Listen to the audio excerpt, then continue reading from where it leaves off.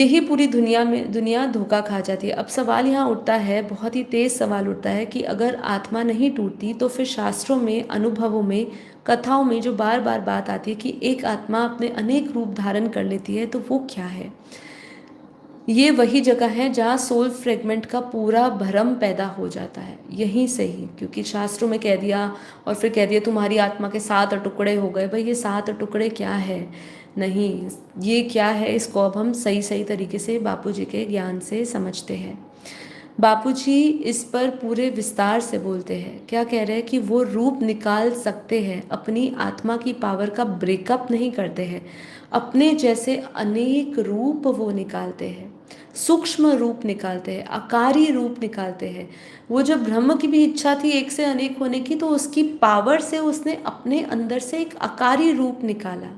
ठीक है, पावर का ब्रेकअप मतलब पावर की पावर में से एक पावर उस पावर जैसे 100% है, तो बापूजी क्या समझाते हैं कि 5% पावर, जैसे त्रिदेवों में जब 5% पावर लॉस हो गई, उस पर ब्रह्म परमात्मा वो जो निराकार निर्गुण है, उसमें से 5% पावर लॉस हो गई तो ब्रह्मा विष्णु महेश बने।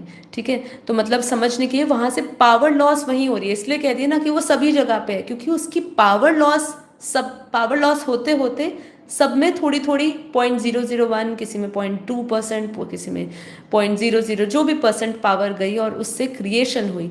लेकिन आत्मा का टुकड़ा यहाँ पे कहीं नहीं समझाया शास्त्रों में, वो अपना एक सूक्ष्म रूप।